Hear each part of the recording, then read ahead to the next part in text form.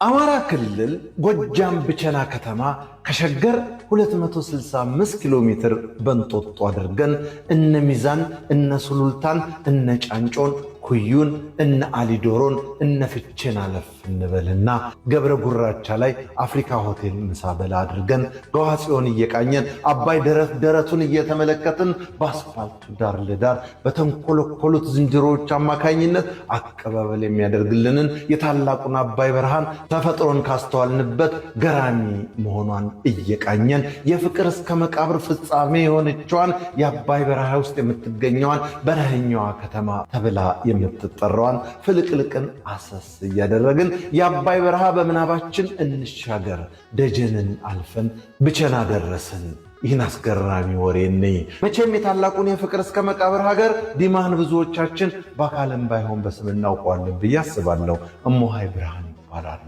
በታላቁ በዲማ ቅዱስ ጊዮርጊስ ገዳም ለዘመናት የሚኖሩ ሲሆን ከፈጣሪ የተሰጣቸው ጸጋ ለሰሚ ጆሮ በጣም ሊከብድ ይችላል። እናታችን በቤተ ክርስቲያን ቅጽር ግቢ ከ30 ዓመት በላይ ይኖረዋል። በእነዚህ ዘመናት ምንም አይነት የቆርቆሮ ከለላም ሆነ ከፀሐይና ከዝናብ ሊከላከልላቸው የሚችል ነገር በሌለበት ባዶ ሜዳ ላይ እነዚህን 3 አስርት ዓመታት ተቀምጠው ዝናብ ሲዘንብ እሳቸው የተቀመጡበት ቦታና የሚኖሩበት አካባቢ ደረቅ ሆኖ እሳቸውንም ሆነ የተቀመጡባትን አካባቢ ዝናብ አያገኛቸውም።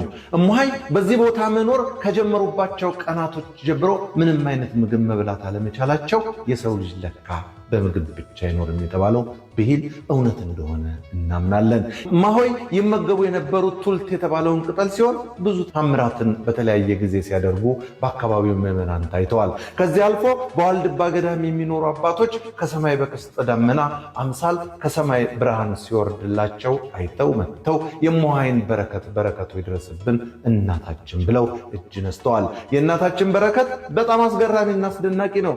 እስኪ ሁላችንም የእሞሃይ ብርሃን በረከት በያለንበት ይድረስን እንበል። አያችሁ፣ ሰው በፈጣሪ ጸጋ ብቻ እንዲህ ይኖራል።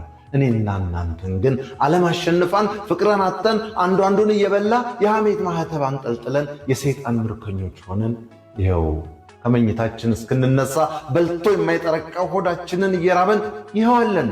በልተን እንዳንጠግብ ምግባችንን ሰይጣን እየባረከብን ስንቶቻችንን ሺህ ጊዜ ምግብ ፊት የምንደቀን ብቻ ቤት ይቁጠረው። አያችሁ፣ የሰው ልጅ መልካም ከሰራና ከፈጣሪው ጋር ከታረቀ እስከ መጨረሻው ያለ ምግብ መኖር እንደሚችል የወሬው ምንጭ ዲማ ጊዮርጊስ ገጽ ነው። በለጠ ሸቴ ዘሀገረ ኢትዮጵያ እንዳቀረበው